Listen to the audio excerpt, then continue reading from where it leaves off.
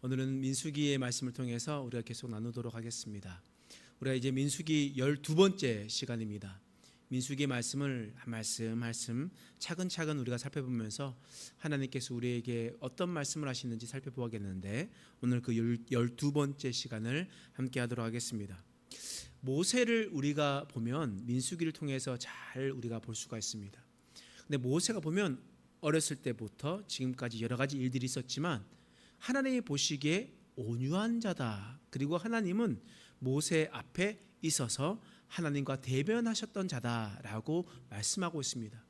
근데 우리가 지난번 시간에 우리가 알아봤던 것과 같이 모세는 하나님 앞에 큰 실수를 하게 되었습니다. 신광야 가데스에서 하나님 앞에 큰 실수를 하게 되었어요. 그 실수가 무엇이냐? 민수기 20장 10절 말씀에 나와 있습니다. 자, 앞에 한번 보겠습니다. 자, 읽겠습니다. 시작. 모세와 아론이 회중을 그 반석 앞에 모으고 모세가 그들에게 이르되, 반역한 너희여 들으라. 우리가 너희를 위하여 이 반석에서 물을 내랴 하고. 지금 모세가 뭐라고 얘기하냐면, 우리가 너희를 위하여 이 반석에서 물을 내랴. 이스라엘 백성들이 물이 없으니까 모세에게 원망을 했습니다. 하나님 앞에 원망했어요. 물 좀 달라. 우리를 죽이려 하느냐. 그랬었을 때 하나님께서 모세에게 말씀하셨습니다. 저 반석에게 명령하여 물을 내라. 그런데 모세가 뭐라고 얘기하냐면, 내가 너희를 위하여, 우리가 너희를 위하여 물을 내랴. 물을 내게 하시는 분은 누구십니까? 하나님이세요. 하나님께서 물을 내시는데 모세는 뭐라고 말해요? 우리가 너희를 위하여라고 이야기를 하는 겁니다. 그러면서 모세는 하나님께서 하신 것을 생각하지 않고 바로 자신이 기적을 일으키는 당사자인 것처럼 여기고 있다는 말이에요. 또한 그 밑에 있는 11절의 말씀에 보면 이런 말씀이 있습니다. 함께 읽어보겠습니다. 시작. 모세가 그의 손을 들어 그의 지팡이로 반석을 2번 치니 물이 많이 솟아나오므로 회중과 그들의 짐승이 마시니라. 지금 모세가 지팡이로 2번을 땅땅 쳤습니다. 여러분, 하나님께서 뭐라고 명령하셨죠? 반석에게 명령하여 물을 내라고 말씀하셨어요. 그런데 하나님께서 명령하신 대로 하지 않고 지팡이를 2번을 딱딱 치면서 이렇게 물을 냈단 말이에요. 왜냐하면 출애굽기에도 17장에 보면 르비딤 사건에서 그곳에서 물을 내는 것들이 나오는데, 그때 반석을, 큰 바위를 땅 쳐가지고 물이 나왔단 말이에요. 사람에 대한 분노인지 아니면 그 옛날에 사역에 했었던 방법대로인지는 모르겠지만 모세는 하나님의 명령대로 움직이지 않고 자신의 경험과 자신의 감정대로 바위를 치게 되었던 겁니다. 이게 무슨 말이겠습니까?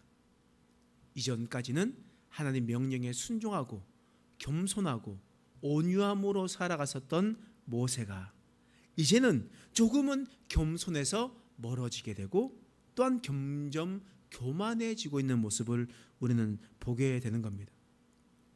여러분, 모세가 이전에는 참 잘했는데 이후에는 달라지는 모습을 보면서 우리는 큰 위기인 것을 우리는 기억해야 됩니다. 여러분, 이런 상황에서 모세가 점점점 교만해지고 자신이 진짜 대단한 것처럼 여겨지는 상황에서 모세가 가나안 땅에 들어가서 끝까지 이스라엘 백성들과 살았으면 어떻게 되었겠습니까?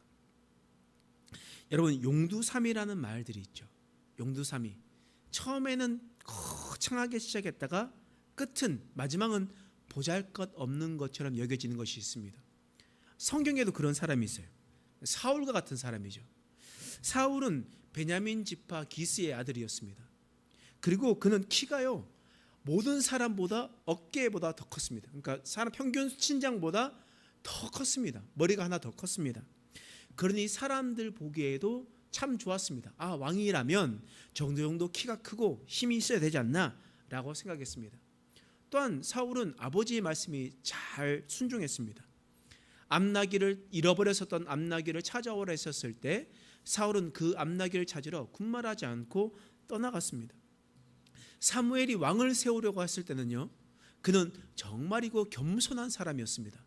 그것을 어떻게 알 수 있냐면 사무엘상 10절 21절 말씀이에요. 10장 사무엘상 9장 21절 말씀 읽어보겠습니다. 시작.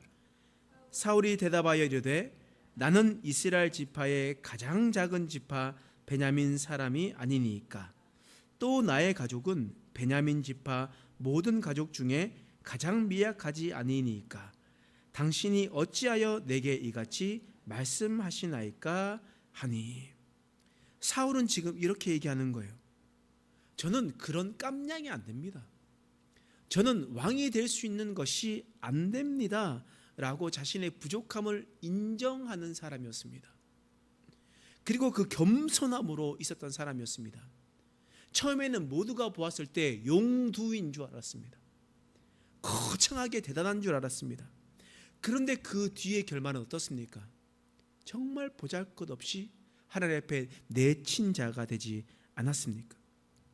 여러분, 사울은요 하나님의 명령에 순종하지 않았던 사람이었습니다. 어떻게 알 수 있냐면 사무엘상 15장 9절 말씀이에요. 한번 읽어보겠습니다. 시작. 사울과 백성이 아각과 그의 양과 소의 가장 좋은 것 또는 기름진 것과 어린 양과 모든 좋은 것을 남기고 진멸하기를 즐겨 아니하고 가치 없고 하찮은 것은 진멸하니라. 여러분, 지금 사울은 아모리 사람과 전투를 했습니다. 아말렉 사람은 어느 민족입니까? 가나안 민족이었어요. 가나안 민족과 전투를 할 때 하나님께서 신명기를 통해서 어떻게 해야 된다고 얘기했습니까? 가나안 사람 모두를 진멸하라 명령하셨습니다. 하나님은 신명기를 통해서 가나안에 있는 모든 족속들을 진멸하라고 말씀하셨습니다. 그런데 오늘 본문의 말씀을 보니까 사울은 진멸하기를 즐겨하지 아니하고 진멸하라 했는데 진멸하는 것을 원하지 않았습니다. 그냥 가치 없고 하찮은 것만 진멸했습니다. 하나님의 말씀을 취사 선택해서 그렇게 살아가고 있었던 사람, 바로 그 사람이 바로 사울이었던 겁니다. 뿐만 아니죠. 사무엘상 15장 12절 말씀이에요. 읽어보겠습니다. 시작. 사무엘이 사울을 만나려고 아침에 일찍이 일어났더니 어떤 사람이 사무엘에게 말하여 이르되 사울이 갈멜에 이르러 자기를 위하여 기념비를 세우고 발길을 돌려 길갈로 내려갔다 하는지라. 지금 사울이 한 행동이 무엇입니까? 자기를 위해서 기념비를 세우세요. 이스라엘 역사를 보면 기념비를 세우는 것이 있습니다. 돌들을 세우는 것이 있어요. 그러니까 요단강을 건넜을 때도요 돌을 세우면서 있었습니다. 그것이 무슨 뜻이냐? 하나님께서 이런 기적을 베푸셨고 하나님께서 전쟁을 승리하게 하셨다. 하나님께 영광 돌리고 찬양하는 그런 기념비를 세웠습니다. 그러나 사울은 어떻습니까? 사울은 자기를 위하여 자기의 이름을 드러내려고 기념비를 세웠습니다. 하나님께 영광을 돌리려 하지 않고 자기를 높이려 했단 말이에요. 그리고 15장 30절에 보면 이런 말씀이 있어요. 읽겠습니다. 시작. 사울이 이르되 내가 범죄하였을지라도 이제 청하옵나니 내 백성의 장로들 앞과 이스라엘 앞에서 나를 높이사 나와 함께 돌아가서 내가 당신의 하나님 여호와께 경배하게 하소서 하더라. 하나님께서 이 사울이 진멸하지 않느함을 보고 사울을 통해서 사무엘을 통해서 심판의 메시지를 선포하는 겁니다. 순종이 제사보다 맞다. 듣는 것이 순양의 기름보다 낫다. 어떻게 하나님께서 진멸하라고 하셨는데 진멸하지도 않고 하나님 말씀에 순종하지 않느냐라고 이야기를 했었을 때 사울이 뭐라고 얘기하느냐? 내가 범죄하였을지라도 나와 사무엘님 나와 함께 갑시다. 내 백성 장로들 앞과 그리고 이스라엘 사람들 앞에서 나를 높여 주십시오. 내가 범죄하면 하나님 앞에 회개하고 죄를 덮으시고 옷을 찢고 하나님 앞에 회개하고 납작 엎드려야 되는데 내가 범죄하였을지라도 나를 높여주십시오. 다른 사람들 앞에서 나의 체면을 구기지 마십시오. 이렇게 이야기를 하고 있는 겁니다. 심지어 마지막에는 신접한 여인, 엔돌에 있었던 신접한 여인을 찾아가서 그곳 가운데 나아가게 되는 사울의 모습을 보게 됩니다. 처음에는 거창하게 시작됐는데 나중에는 꼭 뱀의 꼬리가 되는 일들이 일어났던 거예요. 뭐 한국에 있었던 목회자나 그리고 뭐 장로나 항종직계도 마찬가지지 않습니까? 뭔가 처음에는 거창하게 하나님의 비전을 꿈꾸고 젊었을 때는 열심히 주의 사역을 하다가 나이가 들고 나중에 되었었을 때 그 마음이 변화되게 되었던 사람을 우리는 몇몇 보지 않습니까?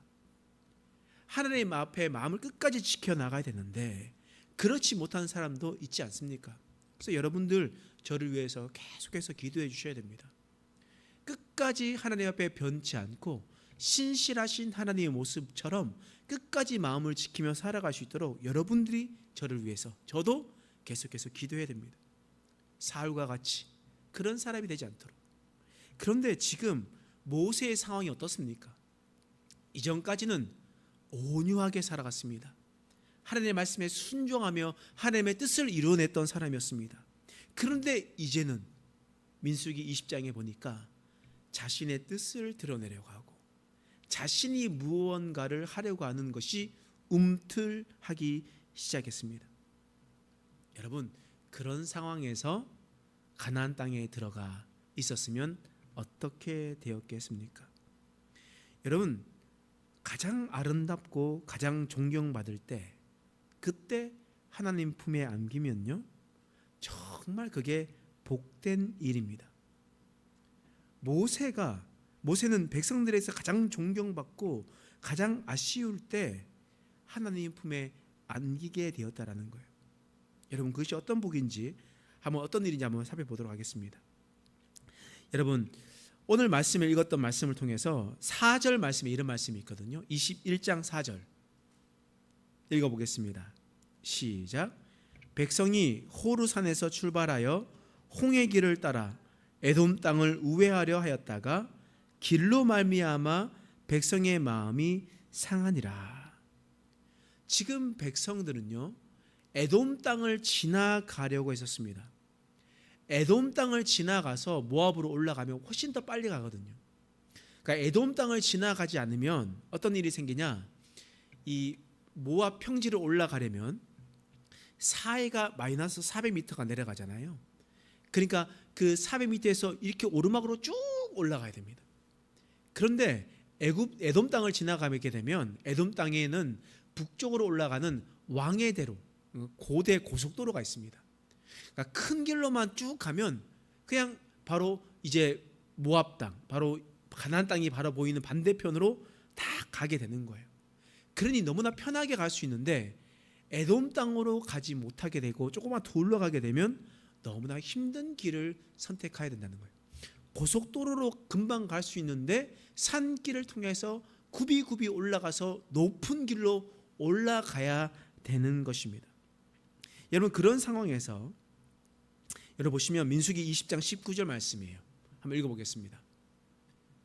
시작. 이스라엘 자손이 이르되 우리가 큰 길로만 지나가겠고 우리나 우리 짐승이 당신의 물을 마시면 그 값을 낼 것이라. 우리가 도보로 지나갈 뿐인즉 아무 일도 없으리로다 하나. 이스라엘 백성들이 에돔 사람들에게 얘기하는 거예요. 에돔 왕에게 우리는 큰 길로만 지나가겠습니다. 그리고 우리가 혹 물을 마시면 그 물값 또한 다 내겠습니다. 우리 짐승이 그곳에 있는 물을 마시면 짐승의 물값 또한 다 내겠습니다. 그러니 그냥 길로만 지나가게 해주십시오 라고 이렇게 이야기를 하는 거예요. 우리로 얘기하면 이 앞에 길로, 이 앞에 길 큰 대로 있잖아요. 큰 대로로 쭉 지나가면 되는데 그러면 저기 밑에까지 갈 수 있을 텐데 저기 돌아가서 운유산으로 가연산으로 가서 돌아가서 산을 타고 넘어가서 가려고 하는데 그 산의 높이가 700m, 800m가 된다고 생각해 보십시오.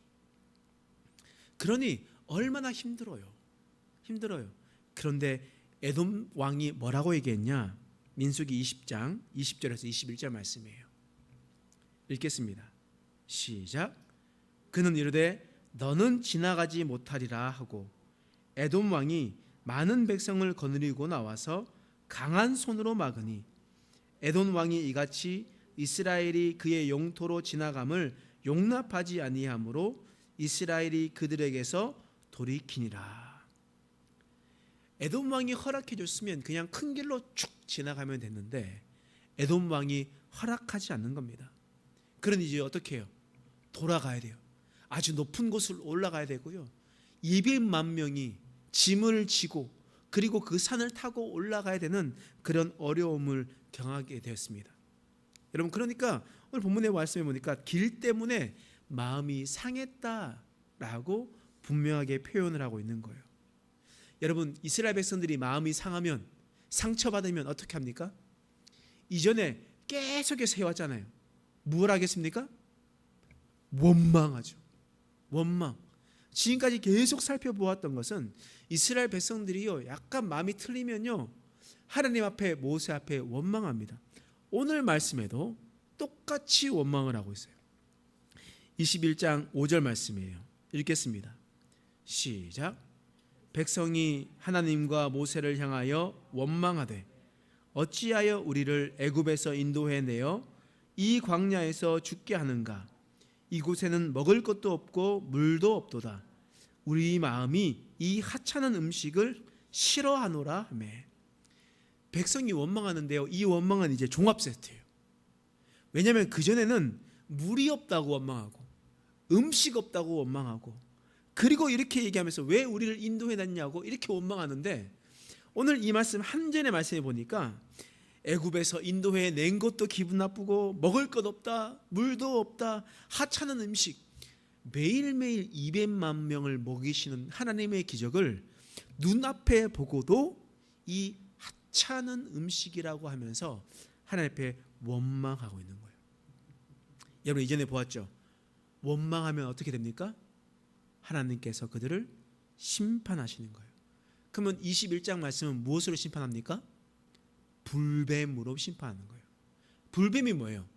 불뱀이 불타오르는 뱀입니까? 아닙니다. 불뱀은 독사입니다. 독사. 그래서 독사를 풀어져 가지고 그 있는 사람들마다 다 물어 죽이는 거예요. 물리는 자마다 독이 금방 퍼져 가지고 사람들이 죽어가는 겁니다. 그럴 때 하나님께서 모세를 통해서 말씀하셨습니다. 놋으로 뱀을 만들어라. 그리고 그 뱀을 만든 것을 장대에 높이 달아라. 그리고 그 장대에 있는 놋뱀을 본 자마다 살 것이다 라고 얘기했습니다. 불뱀에 물리면, 독사에 물리면 얼마나 아프겠습니까? 아픈 것도 아니죠. 이제 곧 죽을 판입니다.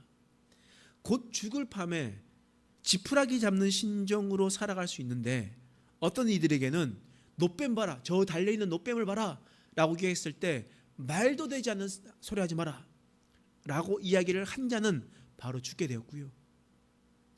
놋뱀에 달린 당죄를 보면서 그냥 지푸라기 잡는 심정으로 그를 본 자마다 그는 그 모든 독이 해독이 되었다라는 거예요. 해독이 되었다는 거예요. 놀라운 사건이죠. 이게 바로 예수님을 표현하는 거 아닙니까? 십자가에 달린 예수를 바라봐라. 그러면 너희는 구원을 받을 것이다.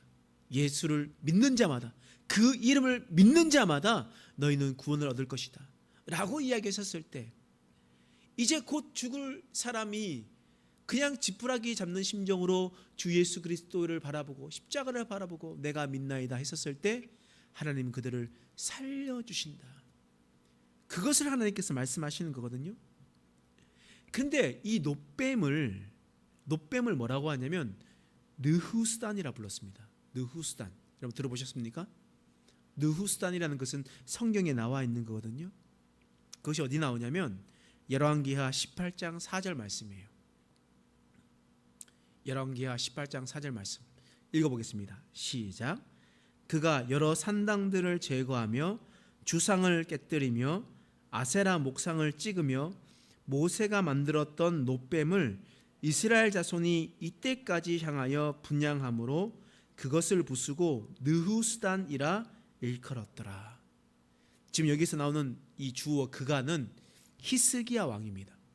히스기야 왕이 종교 개혁을 했는데 어떻게 했냐?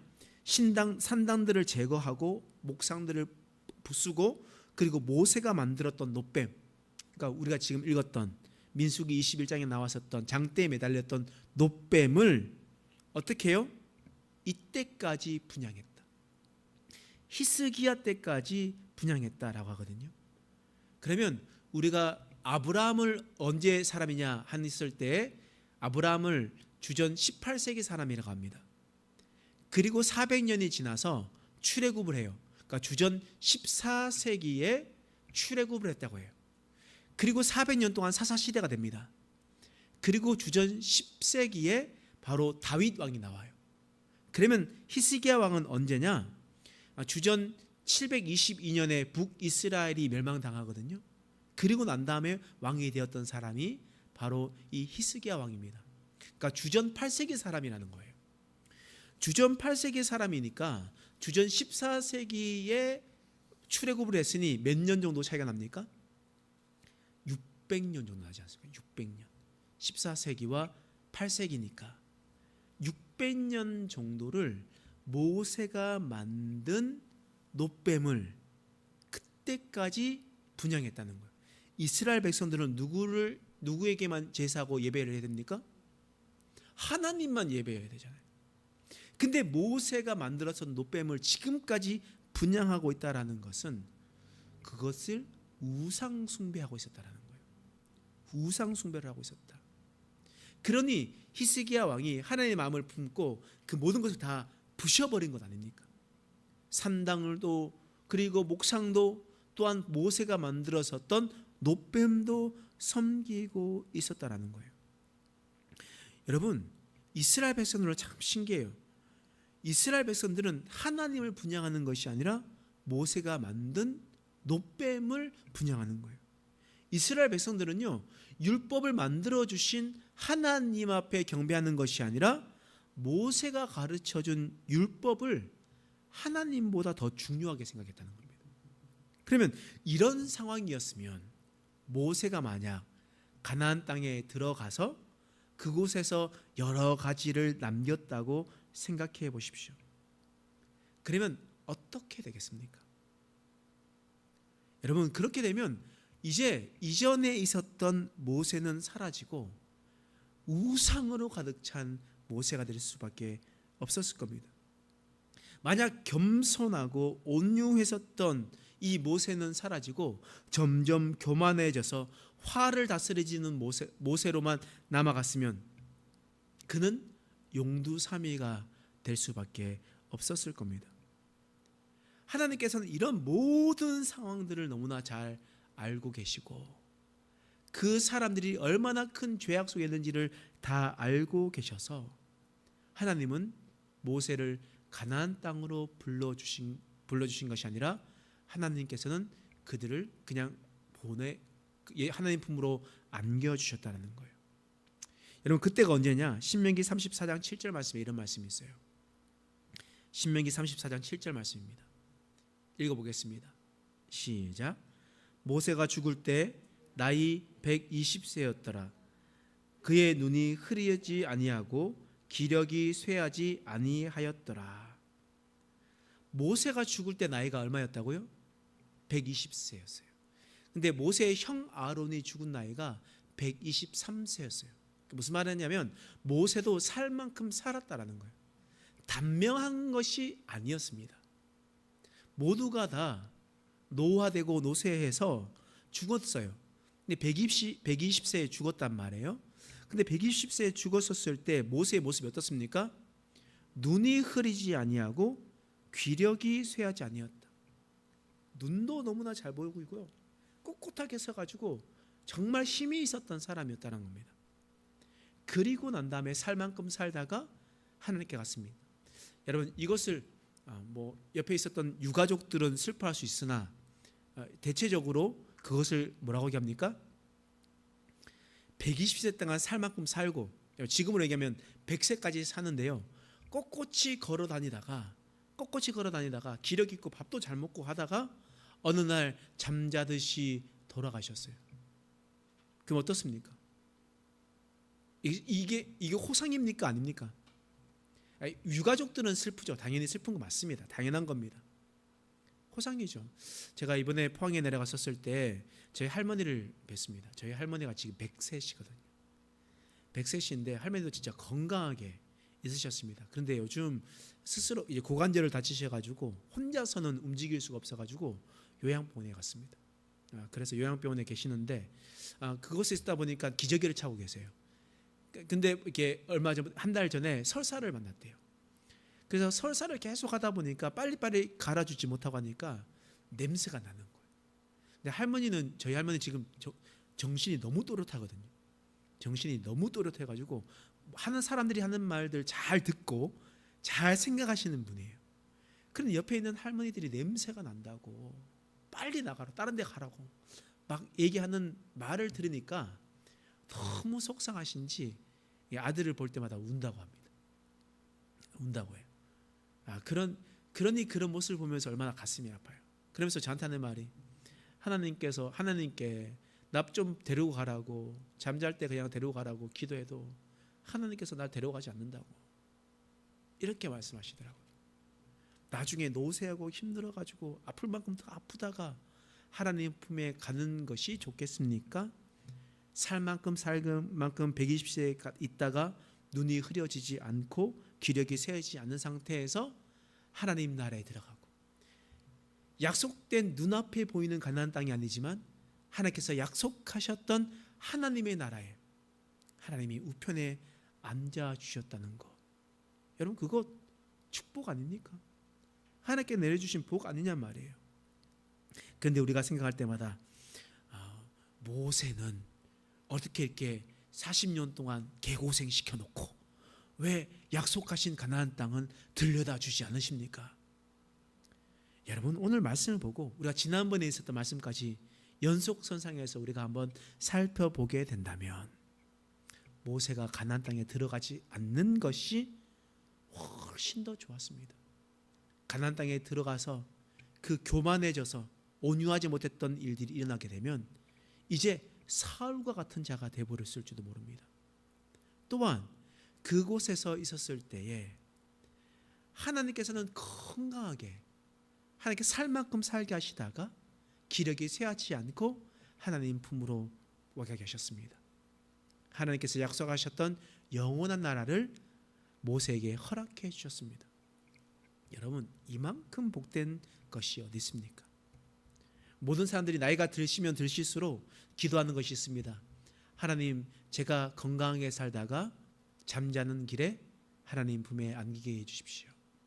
우리 늘 이렇게 기도하시는 어르신들 많이 있잖아요. 여러분 이처럼 모세는 그렇게 건강하게 있다가 하나님 품에 영원한 하나님의 나라에 들어가게 되었습니다.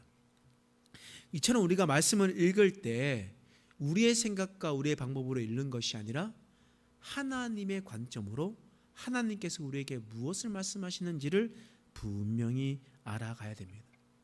모세가 용두삼이 될 뻔한 것을 하나님께서 막아주셨고 하나님은 지금까지 은혜를 베풀으셔서 건강하게 지내게 하셨습니다. 우리도 우리 인생을 살아갈 때에 하나님께서 우리에게 이해되지 않는 상황들이 있다 할지라도 하나님 우리에게 좋은 것만 주시는 하나님인 것을 여러분 믿으시기 바랍니다. 그래서 오직 하나님을 경외하고 믿음으로 살아가고 우리도 이제 하나님 품에 돌아갈 때 모세와 같이 하나님 120세가 되었을 때 기력도 쇠하지 않고 눈도 쇠퇴하지 않고 하나님 보시기에 하나님 강건하게 있다가 하나님 품에 안길 수 있는 영원한 약속하신 하나님의 나라에 들어갈 수 있는 믿음의 백성 될 수 있도록 기도하는 저와 여러분 되시길 간절히 축원합니다. 기도하겠습니다. 하나님 오늘 말씀을 통해서 우리에게 주신 은혜를 감사합니다. 이스라엘 백성들은 조금만 기분이 나쁘면 하나님을 원망하고 자신이 생각하는 방법대로 되지 않으면 하나님을 원망하고 불평하였습니다. 하나님 내 인생 가운데 내 마음대로 되지 않았다 할지라도 하나님의 뜻을 품고 선하신 하나님을 기억하며 살아갈 수 있는 인생 되게 하여 주옵소서. 내게 주어진 모든 것이 하나님의 은혜인 것을 기억하며 믿음으로 살아내는 인생 되게 하여 주옵소서. 감사드리며 예수님의 이름으로 간절히 기도드립니다. 아멘.